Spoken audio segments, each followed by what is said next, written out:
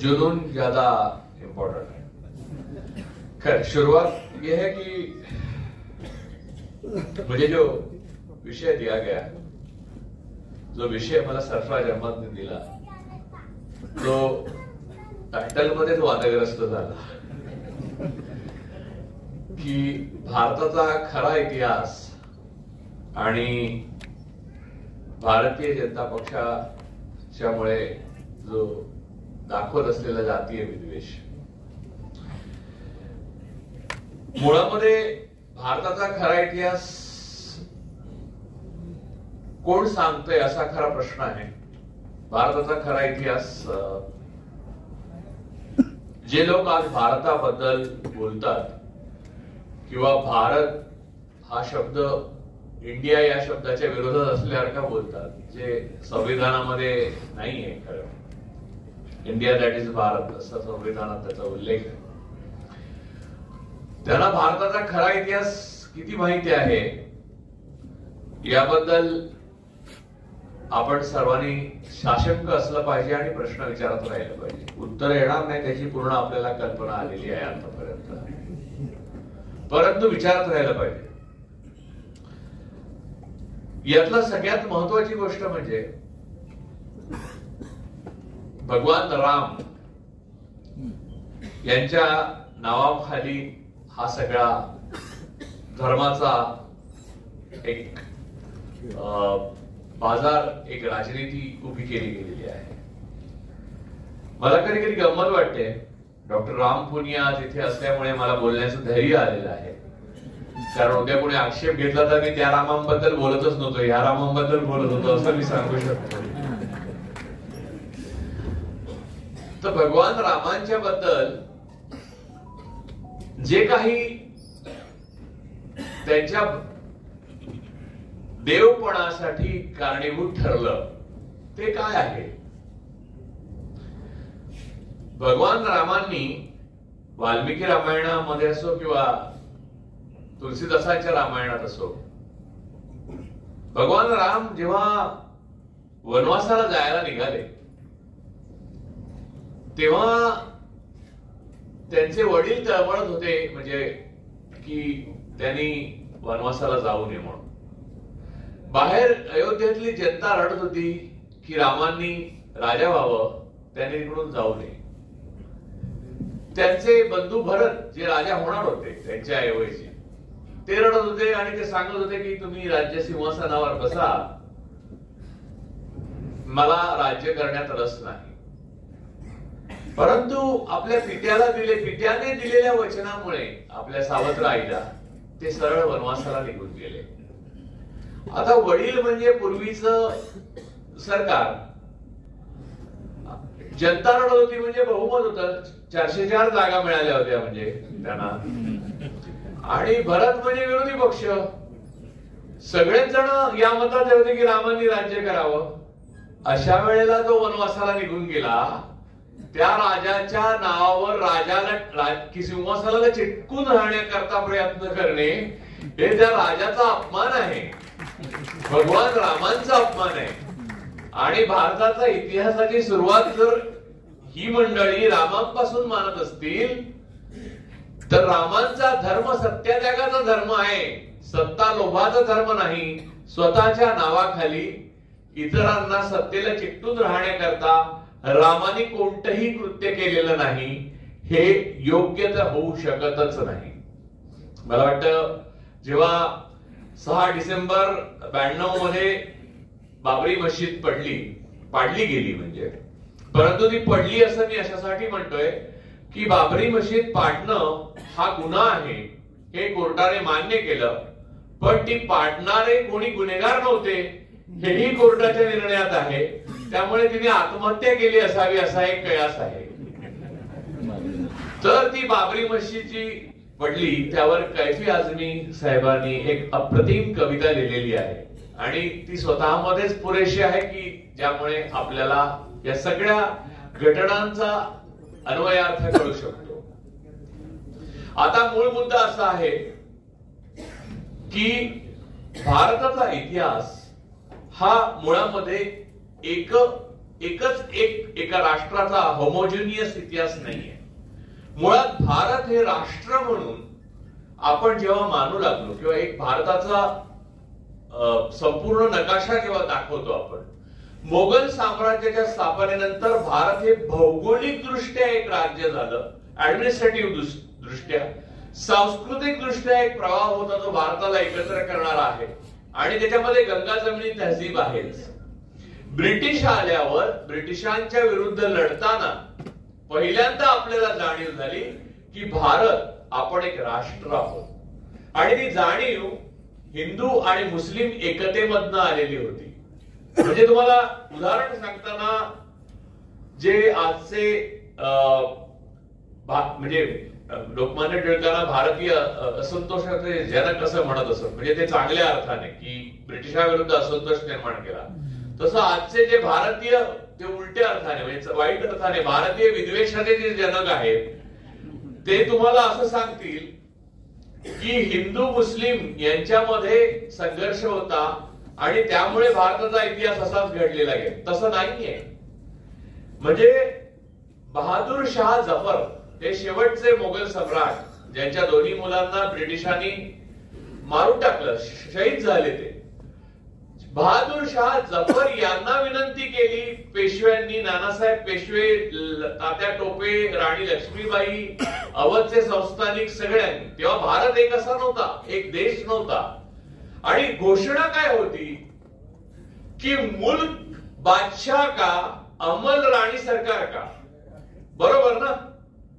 आणि मला तर असं वाटतं की गालिबच्या कविता ऐकत आयुष्य, गालिबचे शेर ऐकत आयुष्य सुखात व्यतीत करून ब्रिटिशांची हातमिळवणी करण्याऐवजी बहादूर शाह जफरनी त्या वयामध्ये, त्यांचं वय म्हणजे ते फोटोग्राफ पण आहेत त्यांच्या नंतरचे, ते करण्याऐवजी यांचं नेतृत्व पत्करलं आणि त्यानंतर त्यांची मुलं शहीद झाली आणि त्यांना देशाच्या म्हणजे त्यांना विजनवासात ठेवण्यात आलं.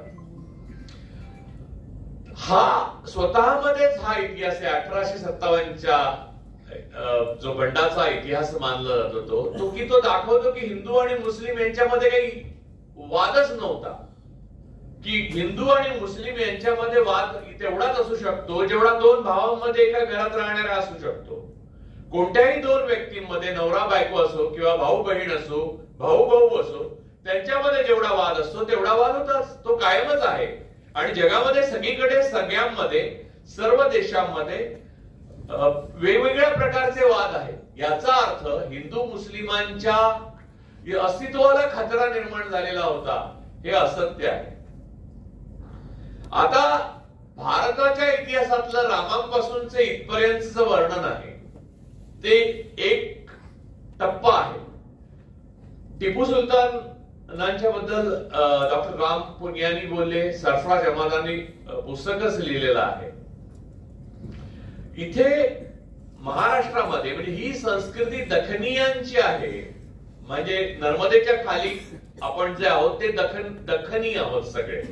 फक्त महाराष्ट्राला त्याचा आता विसर पडलाय, बाकी राज्य जागीर आहे हे दिसून येतं.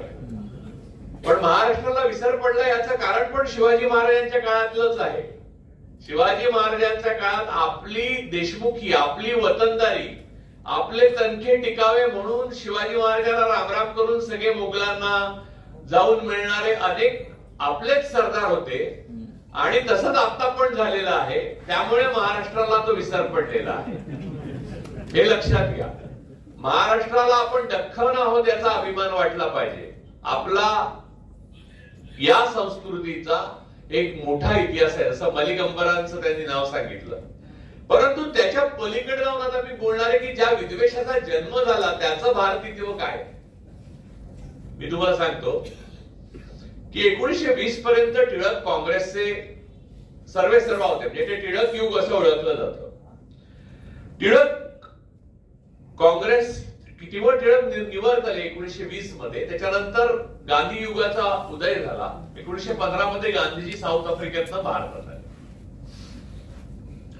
तर त्यानंतर काही लोकांना दोन मुद्दे गांधीजींचे प्रचंड खटकले. एक म्हणजे गांधीजींनी सेक्युलरिझमचा पुरस्कार केला, म्हणजे सर्व धर्म समभाव. आणि म्हणजे जो होता तिथे, परंतु तो काही लोकांना मान्य नव्हता. याचं कारण मूलतः ब्राह्मणवाद हा त्याचा गाभा होता. म्हणजे हिंदुत्व हा शब्द खूप व्यापक आहे. उर्दू भाषेला सुद्धा हिंदवी हा प्रतिशब्द आहे. उर्दूला हिंदवी हा शब्द आहे. हिंदवी हा शब्द उर्दू साठी वापरला जातो, हे फार थोड्या लोकांना माहिती असेल. आणि अमीर खुसरोनी हिंद हा शब्द वापरलेला आहे. त्यामुळे त्याचा धर्माशी थेट काही संबंध नाही. आणि भारतामध्ये जाती होत्या, धर्माचा उल्लेख फार क्वचित आढळतो पूर्वीच्या काळामध्ये. ब्राह्मण धर्म आहे. यजुर्वेदामध्ये ब्राह्मण धर्माला धर्म मानलेला आहे, बाकी जाती आहेत. त्यामुळे हिंदू असा जो धर्म आता राजकीय निर्माण केलेला आहे, त्या धर्मामध्ये तुम्हाला कोणाला कन्व्हर्ट करून घ्यायचं असेल तर कुठच्या जातीत घ्यायचं अशी कोणती योजनाच नाही. त्यामुळे तो धर्म आहे हे मानायला तुम्हाला वावच नाही, पहिली गोष्ट. आणि सुप्रीम कोर्टाने निर्णय दिलेला आहे की मी माझ्या मनातलं सांगत नाहीये किंवा काही, परंतु मूळ मुद्दा हा आहे की गांधीजींच्या उदयानंतर सेक्युलरिझम आणि दुसरी अहिंसा या दोन गोष्टींना गांधीजींनी प्राधान्य दिलं. त्यामुळे अनेक नाराज झाले, अनेक जण नाराज झाले. त्यात डॉक्टर मुंजे होते. तर डॉक्टर मुंजे हे हिंदू महासभेचे अध्यक्ष होते. नंतर राष्ट्रीय स्वयंसेवक संघाच्या स्थापनेचे म्हणजे शिल्पकार जे आहेत केशव बळीराम हेडगेवार त्यांचे गुरु एका अर्थाने, त्यांना ज्ञान. पण मुंजेंचे गुरु कोण?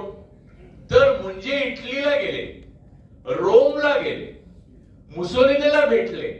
तिथे फॅसिस्टा अकॅडमी जी आहे त्या फॅसिस्टा अकॅडमीचं एक स्पेसिफिक इटालियन नाव आहे, ते मी तुम्हाला सांगतो. त्याला त्यांनी भेट दिली, ते प्रभावित झाले. अकॅडमिया डेल्ला फॅर्नेसेना या नावाच्या, त्याचं तुम्ही हे टाकलं जर तर त्याचं अजूनच ते त्यांनी स्मारक तेव्हा मुसोलिनी उभारलं तसंच ठेवलंय लोकांना दिसावं म्हणून, पण ते लांछन म्हणून ठेवलंय इटलीमध्ये. तर ते बघून मुंजे प्रभावित झाले. हे गणवेश, या प्रकारची कवायत, ही शिस्त, वन नेशन वन लीडर, हे सगळं वननेस जो आहे आणि लोकांच्या इतर धर्माच्या इतर कोणाच्या बोलण्याला स्वातंत्र्याला कशाला वाव नाही, असं काहीतरी त्यांच्या डोक्यात आलं की हेच आपण घडवलं पाहिजे. आणि ती कल्पना डॉक्टर हेडगेवार, डॉक्टर मुंजे या सर्वांनी म्हणून अंमलात आणली, तो राष्ट्रीय स्वयंसेवक संघ. गांधीजींनी, आता गंमत सांगतो, आता इथे ही सगळी मी स्टोऱ्या वेगळ्या वेगळ्या सांगत आलो ते सांगतो. गांधीजींनी जेव्हा स्वातंत्र्य मिळालं तेव्हा गांधीजींनी ठरवलं असतं तर ते पंतप्रधान होऊ शकले असते. स्वातंत्र्य मिळालं तर त्याचा उत्सव साजरा करायला ते दिल्लीत असू शकले असते. ते दिल्लीत नव्हते. स्वातंत्र्याचं सेलिब्रेशन त्यांनी केलं नाही. दंगा चालू होता म्हणून ते नौखालीत तो दंगा मिटवण्याकरता गेले. ही एक घटना झाली, ते पंतप्रधान झाले नाही. दुसरी घटना ही झाली की 2004 साली भारतीय राष्ट्रीय काँग्रेसला बहुमत म्हणजे मित्र पक्षाबरोबर मिळालं आणि 2013 पर्यंत ते सत्तेत होते. 2 वेळा असं झालं की युपीएच्या ज्या प्रमुख होत्या सोनिया गांधी, त्यांना पंतप्रधान पद मिळवायला पूर्ण संधी होती, त्यांना कोणीही विरोध करत नव्हतं, सगळे पाठिंबा देत होते. अशा वेळेला त्यांनी डॉक्टर मनमोहन सिंग, जे अत्यंत मोठे इकॉनॉमिस्ट आहेत, त्यांना पंतप्रधान बनवलं. आपल्याकडे राष्ट्रपती मुस्लिम होते, पंतप्रधान शीख होते, तरी हिंदू खतरे में नव्हता. पण त्याही पेक्षा बोधकथा यातली महत्वाची आहे की मूळ राष्ट्रीय स्वयंसेवक संघाचं रोम मधनं येतं आणि सत्तात्यागाचं जे मर्म आहे ते गांधींना कळलं होतं, ते रामाचं आहे. त्यामुळे रोम कुणाकडे आणि राम कुणाकडे हे तुमच्याकडे लक्षात आलं पाहिजे. त्यामुळे जेव्हा रोम आणि राम यांच्यामधला जो विचार आहे तो रोमचा विचार आज इथे चाललेला आहे आणि रामाचा विचार बाजूला टाकण्यात येत आहे. आणि तुमच्या डोळ्यामध्ये नीट दिसू नये म्हणून राम मंदिर आणि हे केलं. तर राम कधी मंदिरात असायला लागला? राम तर मनात असतो. गांधीजी स्वतःला आय एम प्राऊड हिंदू असं म्हणत असत. त्यांच्या आयुष्यामध्ये रामाच्या मूर्तीसमोर भजन करतानाचा एक फोटो दाखवा तुम्ही. कधीच नाही केलेलं त्यांनी, कारण त्यांना माहिती माहित होतं की आपल्या समोर बसलेली सगळी माणसं आहेत, जे भारतामधले सगळा गरीब वर्ग आहे, तो राम आहे. आता ज्या लोकांनी हा हिंदू मुस्लिम फुटीचा डाव टाकला, जे डॉक्टर राम पुनियानी सर म्हणाले, ब्रिटिश ते ईस्ट इंडिया कंपनी मार्फत आले, तर रामाच्या विरोधात रोम आणणारे लोक जे आहेत त्यांनी आता वेस्ट इंडिया कंपनी स्थापन केल्यासारखं आहे. म्हणजे असं आहे की ऑलिगार्क किंवा काही मुठभरांच्या हातात सगळी संपत्ती आणणं आणि ती सायफन करून परदेशात फिरवणं. म्हणजे पुनियाजी सर, तुम्ही तर असं म्हणालात की इथली संपत्ती तिथे नेणारे हे गुलाम बनवतात, मग इथली संपत्ती सायफन करून परदेशात नेली जात आहे, तेच खरे गुलाम बनवणारे आहेत. म्हणजे 2000 साली आपल्याला पहिल्यांदा दुसऱ्यांदा स्वातंत्र्य मिळालं नाही, पहिल्यांदा स्वातंत्र्य मिळालं नाही तर दुसऱ्यांदा गुलामी मिळाली आहे. आपले पैसे बाहेर जात आहेत आणि आपल्याच LIC असो, स्टेट बँक ऑफ इंडिया असो, आणि आपण ज्यामध्ये रक्त घाम आणि अश्रू टाकून ज्या पब्लिक सेक्टर युनिट्स उभ्या केलेल्या आहेत, त्या वेस्ट इंडिया कंपनी, मी आता व्यक्तीचं नाव घेण्याची काही गरज नाही कारण तुम्हाला व्यक्ती नाव माहिती आहे, तुम्ही पण घेऊ शकता. घेणार आहात का तुम्ही नाव? तर मग त्या व्यक्तीच्या हातात, म्हणजे ती व्यक्ती ही उभी केलेली आहे, पण त्या व्यक्तीच्या हातातनं ही सगळी भारतीय पब्लिक सेक्टर लोकांच्या संस्था, ज्या नेहरू पासून आतापर्यंत 70 वर्षातल्या 17-16 पंतप्रधानांनी उभ्या केल्या, त्या आपल्याच पैशाने त्या व्यक्तीकडे देऊन ते सायफन करून परदेशात नेले जात आहेत. आणि हे सगळं आपल्याला कळू नये. एका मालकीचा देश होतोय, एका ईस्ट इंडिया सारख्या वेस्ट इंडिया कंपनीचा मालकीचा देश होतोय, आपण गुलाम होतोय, स्लेव्हरी. तर ती स्लेव्हरी आपल्याला कळू नये म्हणून राम मंदिराचं चॉकलेट आपल्याला दिलेलं आहे. राम तर हृदयात आहे, राम रोम मधनं नाही आलेले. रामाने कोणत्याही प्रकारच्या गणवेशाचं आकर्षण नव्हतं रामांचं चित्र पाहिलं, रामांचं विभूतीपदच सत्यात्यागात आहे, रामांचं वनवासात आहे. आणि गंमत अशी की तुम्ही वनवास असा आदिवासींना वनवासी म्हणवताय, नाही, शबरी आदिवासी आहेत, राम वनवासी आहे, हे लक्षात ठेवलं पाहिजे. राम बाहेरून गेलेले आहेत. आदिवासींचे हक्क जल, जंगल आणि जमीन या तिन्हीचे हक्क जोपर्यंत प्रजेकडे आहेत तोपर्यंत भारत हे प्रजातंत्र आहे. एका उद्योगपतीच्या हातात जल, जंगल आणि जमीन यांचे हक्क देणारं सरकार हे मानवाला, भारतातल्या सर्व सिटिझन्सना, नागरिकांना गुलाम बनवणारं सरकार आहे असं मानलं पाहिजे. आणि तीच गोष्ट जे ब्रिटिश करत होते ही होत आहे. आणि ब्रिटिशांच्या बरोबरच ही सर्व मंडळी होती, हेही स्पष्ट आहे. तुम्ही RC मुजुमदारांचं पुस्तक बघा. श्यामाप्रसाद मुखर्जींनी क्विट इंडिया मुवमेंट कशी दाबावी, सप्रेस करावी यावर पत्र लिहिलेली आहे. चले जाव चळवळ ही कशी मोडून काढली पाहिजे ब्रिटिशांनी यावर श्यामाप्रसाद मुखर्जींनी पत्र लिहिलेली आहे. भाकरा नंगल धरण तयार झालं.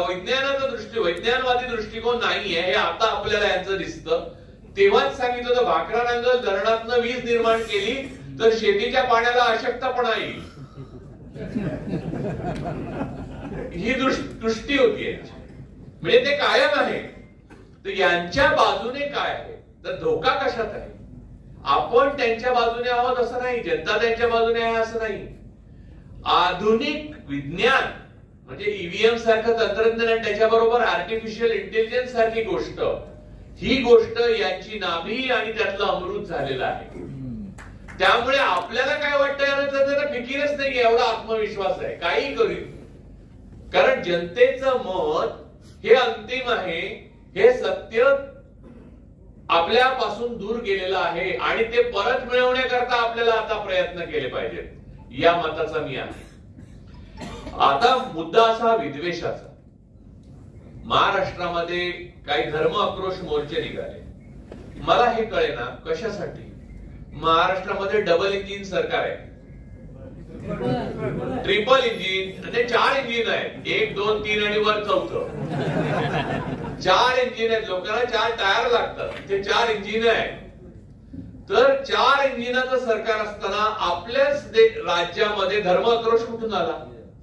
आणि बरं, कोल्हापूरमध्ये तर बिचारा एका रेस्टॉरंट मध्ये औरंगजेबाचं म्हणून चित्र जाळून टाकलं, ते बहादूरशाह जफरांचं होतं. म्हणजे आपल्याला नीट माहित नाहीये की कोणाचं चित्र आपण जाळतोय.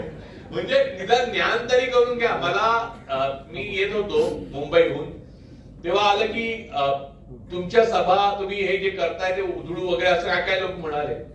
मला असं म्हणायचंय की त्यातल्या कोणी इथे यावं आणि वंदे मातरम पूर्ण म्हणून दाखवावं. मला एवढंच आवाहन आहे त्यांचं, राष्ट्रभक्त वंदे मातरम म्हणून दाखवावं. आणि 10 उपनिषद आहेत हिंदू मध्ये, म्हणजे हिंदू धर्म असं नाही म्हणतो, वैदिक धर्म.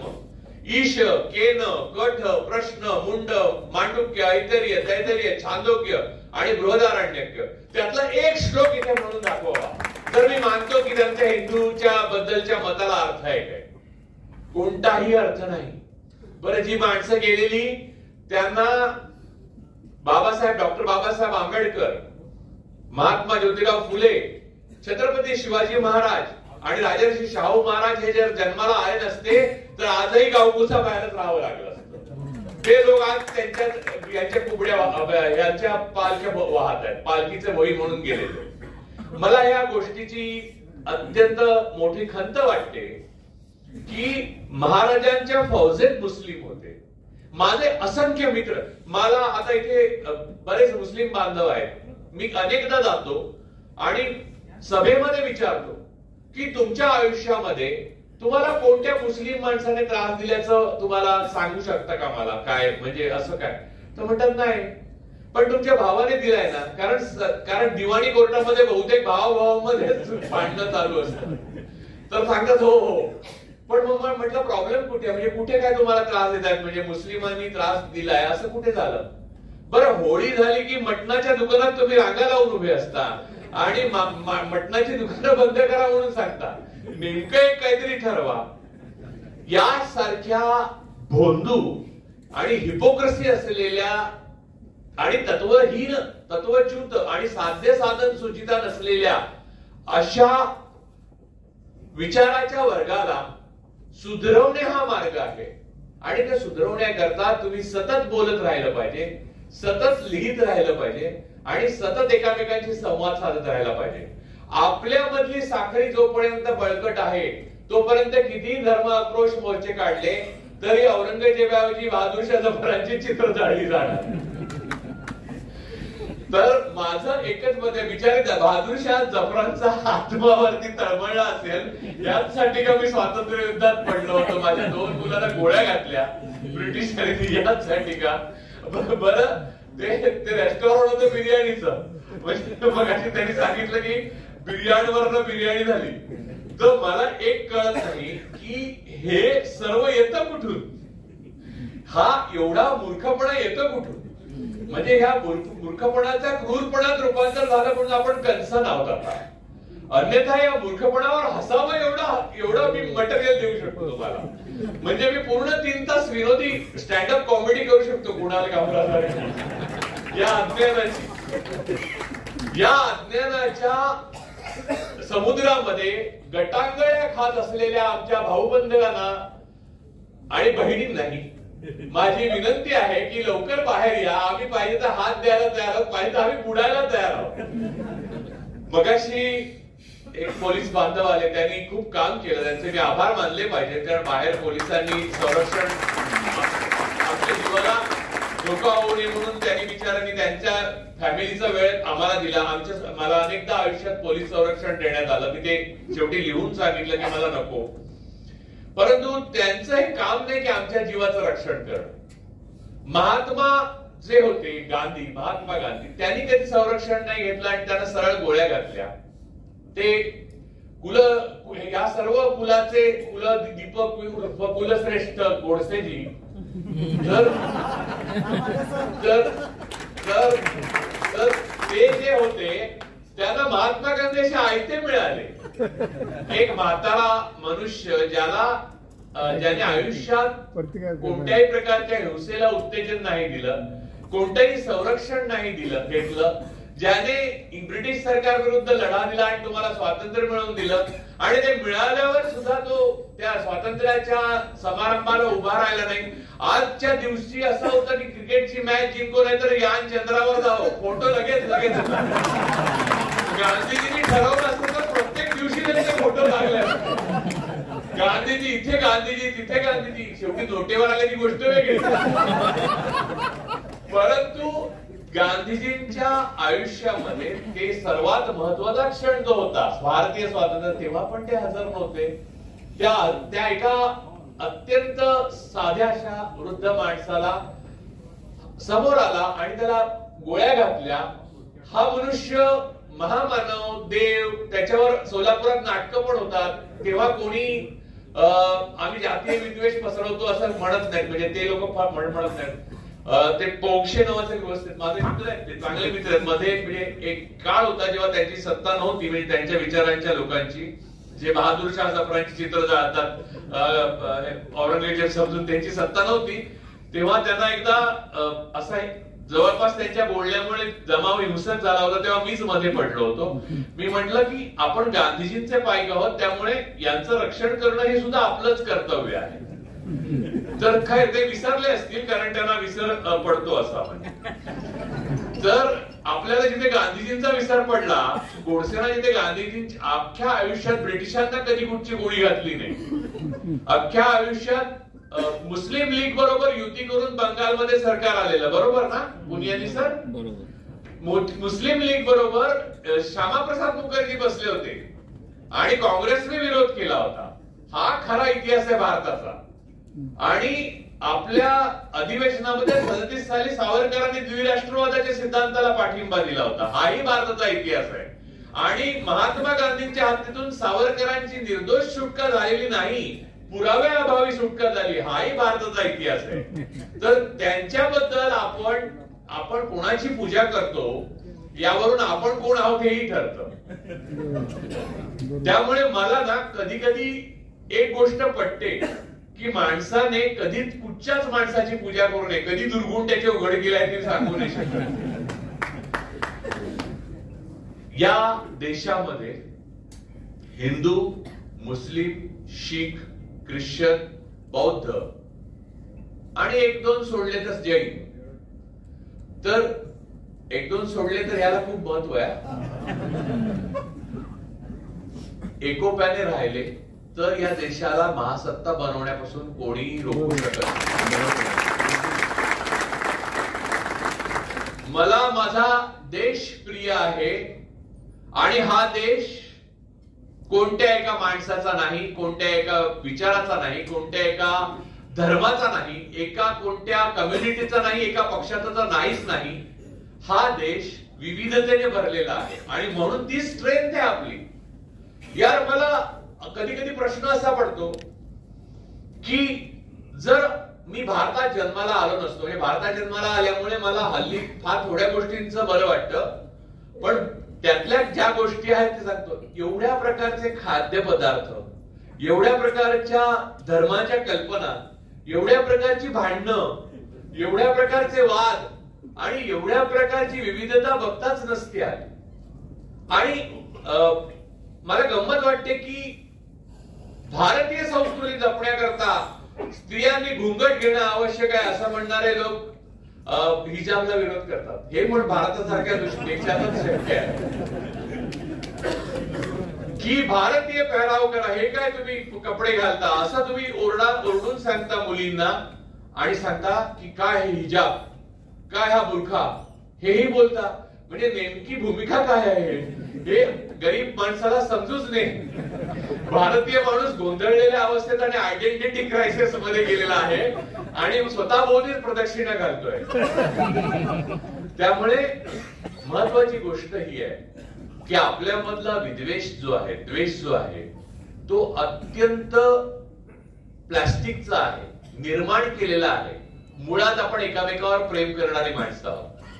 नाहीतर धर्माक्रोश मोर्चे यशस्वी झाले असते आणि त्याचा जो अंतिम उद्दिष्ट होतं दंगली होणे ते खरं झालं असतं. तसं झालं नाही. याचं भारतीय माणसांच्या मनामध्ये असलेला राम, भारतीय माणसांच्या मनामध्ये असलेला अल्लाह भारतीय माणसांच्या मनामध्ये असलेला जीजस, गुरु नानक देव, ही जी गोष्ट आहे ना, ते मी असं बघितलंय की बाहेर 4, 15, 20 माणसांमध्ये अत्यंत मोठा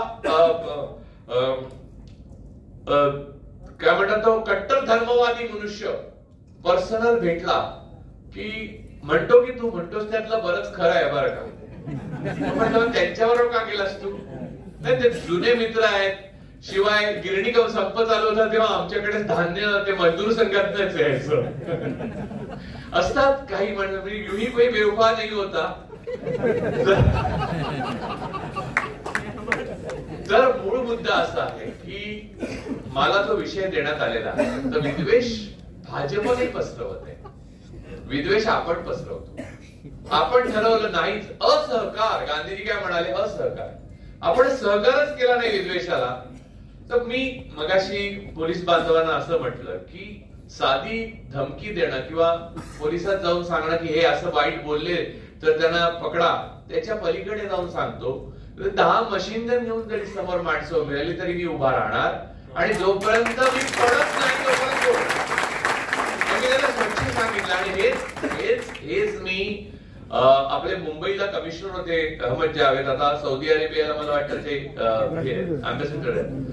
तर सोलापूरचे आहेत का ते? सोलापूरला होते, सोलापूरला होते. तर त्यांना मी पत्र लिहिलं होतं, त्याच्यात मी हे लिहिलं होतं की कोणी या जगामध्ये कोणाचं रक्षण. म्हणजे त्यांनी सांगितलं की तुला जर हे प्रोटेक्शन नको असेल तर निदान किमान हे लिहून पत्र कळव, म्हणजे की जबाबदारी संपते ना. म्हणजे तो एक आहे ऍडमिनिस्ट्रेटिव्ह पॅटर्न आहे. तर मी त्याच्यात लिहिलं होतं की कोणाच्या मारणाऱ्याला अनेक वाटा असतात, कोणी कोणाचं जीवाचं रक्षण कधीच करू शकत नाही. जर तुम्ही आस्तिक असाल तर तो रक्षण करतो प्रत्येक माणसाचं, आणि तुम्ही नास्तिक असाल तर प्रश्नच येत नाही, कोणीच करत नाही रक्षण.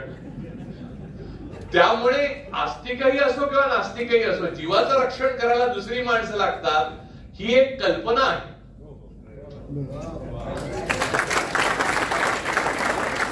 मी जेव्हा इथे आत आलो तेव्हा माझ्याबरोबर काही माणसं असावी असं आयोजकाबरोबर आहे. त्यांना माहितीये की उद्या मला बक्षीस मिळाले ते बघायला मी असायला पाहिजे. त्यांनी काळजी घेतली आणि माणसं वगैरे ठेवण्याचा प्रयत्न केला. तर मला असं काही लागत नाही. ज्याला मला मारायचं आहे तो त्याला मी अधिकार देतो की त्याने मला मारावं. कारण सगळ्यात महत्वाची या गोष्ट जगात कोणती असेल तर ते प्रेम ही आहे. आणि जर प्रेम टिकवायचं असेल तर वारंवार इतिहासाच्या प्रत्येक कोपऱ्यावर टप्प्यावर कुणाला तरी आपलं जीवन दान द्यावंच लागतं, शहादत द्यावीच लागते. शिखांच्या गुरुंनी दिली आणि मगाशी उदाहरण दिलं आपण, टिपू सुलतानांनी दिली, ती शहादतच होती. मंगल पांडेने दिली ती शहादतच होती. आणि बहादूर शाह जफरच्या मुलाने दिली ती पण शहादतच होती. छत्रपती शिवाजी महाराजांनी हे सगळं महाराष्ट्राला शिकवलं आणि आपण विसरून गेलो. टिपू सुलताननी शहादत दिली आणि दुसरे बाजीराव ब्रह्मवर्ताला जाऊन पेन्शन घेत होते, परंतु आपण म्हणतो की पेशवाई आली म्हणजे आपण हिंदू संरक्षित झाला. कसं काय? लढत कोण होतं? सगळ्यात महत्वाची गोष्ट अशी की ज्याला लढायचं आहे त्याला प्रेम अनिवार्य आहे, त्याला अहिंसा अनिवार्य आहे. माझ्या मनात जर असं आलं की माझ्या शत्रूचा हिंसेने नाश झाला पाहिजे तर लक्षात ठेवा त्या दिवशीपासून मी माझ्या नाशाला सुरुवात केलेली आहे. बुद्धांचं एक वचन आहे की जो मनुष्य सुडाचा निखारा हातात घेतो त्याच्या हात जळण्यापासून सुरुवात होते. त्यामुळे मला कधीही वाटत नाही की हे RSSचा आहे, हा भाजपचा आहे, हा भाजयुमोचा आहे, त्याच्या विरोधात असं झालं पाहिजे. असं काहीही झालं नाही पाहिजे. तेही आपलेच आहेत, तेही एवढे काहीतरी भारतातल्या संख्येने ते आहेत.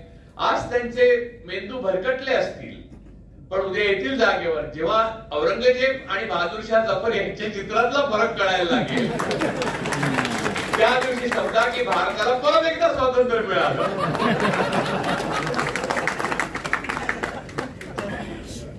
आज सोलापूरकरांबरोबर मला खूप बोलायचं म्हणजे बोलायला मिळालं. मी तर खूप बोलका माणूस आहे. जेव्हा स्टेजवर उभा राहतो तेव्हा घरामध्ये असं म्हणणार का माझ्या, तुम्ही माझ्या घरात विचाराल तर म्हणाल उलट सांगतील की हा काय बोलत बिलत नाही, हे खोटं बोलतोय तुम्ही दाखवणी करता. परंतु त्यामुळे मी कितीही वेळ बोलू शकतो. पण इथून जाताना मला असं वाटतं की आपल्या सगळ्यांच्या मनामध्ये आता ती टर्म जी आहे जी मी वापरतोय ती पॉलिटिकली घेऊ नका तुम्ही, पण ती आवडली आहे मला म्हणून मी सांगतो कि हम सबको एक मोहब्बत की दुकान खोलनी है भाई. सोलापुर में मोहब्बत की दुकान खोलनी चाहिए. उसमें भाजयुमो के लोगों को भी बुलाओ, आरएसएस के लोगों को भी बुलाओ. भले वो आज जलेंगे, उनको गुस्सा आएगा, आज सत्ता उनके हाथ में, उनको लगेगा कि इनको कुचल दें. ये लेफ्टिस्ट है, ये मुस्लिम है.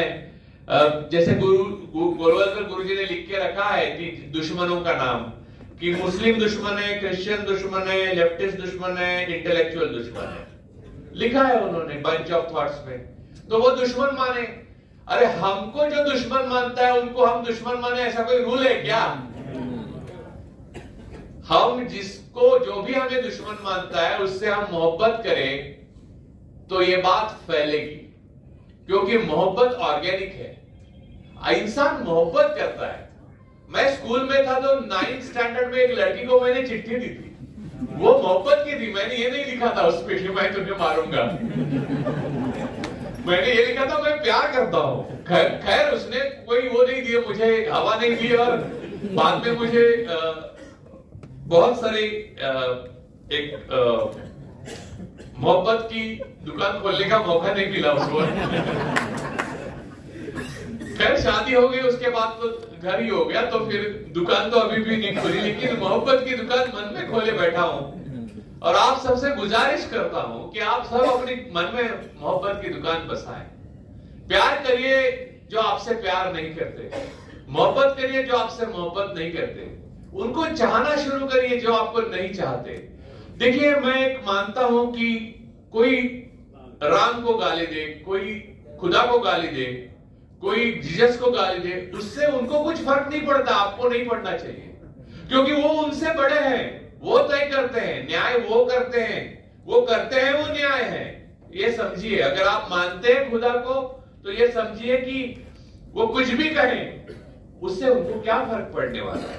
जब राम सत्ता त्याग करके वनवास चले गए और अब लोग इंतजार कर रहे हैं कुछ लोग कि कब आता है 22 जनवरी और हम सत्ता को और चिपक जाते हैं, तो राम का इससे बड़ा अपमान क्या हो सकता है. तो आप समझिए जहां राम को नहीं बख्शा गया तो आप कौन है. राम के नाम राम को ही बख्शा नहीं जा रहा है. हम इंसान हैं. हमें वो सीखना चाहिए जो राम ने सिखाया, जो पैगंबर ने साहब ने सिखाया, जो जीसस ने सिखाया. अपना बलिदान दे सके तो दे दीजिए, लेकिन मोहब्बत की दुकान बंद करने नहीं दीजिए. मोहब्बत की दुकान आपके अंदर है और वो खिड़कियां और दरवाजे दोनों खुले रहने चाहिए. वो भाजपा की इतनी औकात नहीं है कि इस देश के हर नागरिक के मन में खुली हुई मोहब्बत की दुकान का ताला लगा सके. आरएसएस की भी इतनी औकात नहीं है, क्योंकि वो रोम से सीख के आए हैं. मुसोलिनी का अंत जो हुआ वो आप सब जानते हैं. आज मुसोलिनी को कोई पूछता नहीं है. उसकी दुकान ये चल रही है यहाँ पर. वो भी अभी डुप्लीकेट है, ओरिजिनल मुसोलिनी के साथ चली गई. ये डुप्लीकेट दुकान, उससे आपको रंजिश क्या होगी. भूल जाइए. ये सारी बातें इतिहास के एक मोड़ आता है. इतिहास में ऐसा हो जाता है हर देश में. हम लोगों को तकलीफ सहनी पड़ेगी. जब पहलू खान मारे गए, लिंचिंग हुआ, इतने लोगों का लिंचिंग हुआ, इतने मुसलमान भाइयों का लिंचिंग हुआ, तो मुझे हर बार मेरे मन में एक इंसानियत का एक टुकड़ा मर गया, एक मोहब्बत का टुकड़ा मर गया, समझ लीजिए. तब मैंने एक ट्वीट डाला था. ट्वीट ये डाला था, जब तक भारतीय जनता पार्टी, आरएसएस और मोदी जी का राज है तब तक आप मुझे मुसलमान समझिए, और वो जो ट्रीटमेंट मुसलमानों को दी जा रही है वही मुझे दे दीजिए. ये मैंने ट्वीट डाला था और वो मैं इस पर आज भी कायम हूं. अरे हम कहां से आए. हमारा जन्म एक एक्सीडेंट है. हमारी मृत्यु भी एक एक्सीडेंट ही है, और बीच में जो हम जीते हैं ना, उसका पर्पस हम तय करते हैं। ऐसा कोई पर्पस देके आए नहीं, इनको कहा नहीं ये कारपेंटर बनेंगे, या मुझे नहीं कहा तुम वक्ता बनोगे, वो हमने ढूंढ निकाला, उसके सहारे हम जिंदगी जीते हैं। ये 3 पड़ाव है जिसके बीच में हम जा रहे हैं। अरे मोहब्बत से चाहे जिस देश में आज नफरत को प्रतिष्ठा है, द्वेष को प्रतिष्ठा है और मोहब्बत को प्रतिष्ठा नहीं है, ऐसे देश में हम ऐसे काल में जी रहे हैं। इस वक्त जरूरी है कि हम मोहब्बत को जगाएं। और वो स्कूल के दिन याद कीजिए जब आप हमेशा मोहब्बत करते थे, तो वो मोहब्बत आपको हमेशा जिंदा रखेगी, ताजा रखेगी और नएपन की सोच देगी। और ये जो नफरत कर रहे हैं वो सिकुड़े हुए रहेंगे, वो मुरझाएंगे, वो अंततः कुछ नहीं कर पाएंगे। उनमें सृजन मर चुका है। आप में आपका सृजन मरने नहीं देना है। आखिर प्रधानमंत्री भी लाल किले पे खड़े रह के भाषण देते हैं, वो भी मुसलमानों ने बनाया है। और प्यार का प्रतीक हम ताजमहल को मानते हैं, और कोई विदेश से आया उसको ताजमहल के सामने लेके जाते हैं, वो भी मुसलमान ने बनाया। अरे इतनी बड़ी मोहब्बत की दुकान हिंदुस्तान में है, तो डरते काहे के लिए है आप मोहब्बत से जुड़िए, आपसे हम जुड़ेंगे, हम आपसे एक दूसरे से जुड़ जाते हैं। समझ लीजिए कि ये दौर भी खत्म होगा। इनकी तो हवा चल रही है, हमारा तो दौर आएगा। आप सोलापुर वालों को मैं बहुत मैं आभारी हूं। अभी तक तो कुछ हुआ नहीं, थैंक यू। कल मेरा यहाँ कार्यक्रम है, कल हम वो छाया प्रकाश फाउंडेशन का सब्यसाची पुरस्कार मुझे और दिया गया, और फिर अश्विनी भिड़े हैं, रामपुरे साहब हैं। तो कल मुझे आने से पहले ऐसे फोन आए बॉम्बे से कि शायद तू कल वो नहीं ले पाएगा, वापस आ जा। तो मैंने कहा कि इससे ज्यादा बुरी और कठिन परिस्थितियों में मैंने स्पीच दिए हैं, और मैं दंगों में मैंने रिपोर्टाज लिखे थे 1992-93 के, जब बाबरी के बाद में मुंबई में दंगे हुए थे। तो मैं उससे कई बार ऐसे यहां वहां से मौत गुजर गई, लेकिन हुए जिसकी होनी है मौत, उसको आप अब काम जिम में भी मौत आ जाती है आजकल, और पूरे फिटनेस के साथ मौत आ जाती है। तो मौत से क्या डरना, तनाव से क्या डरना, जेल से क्या डरना।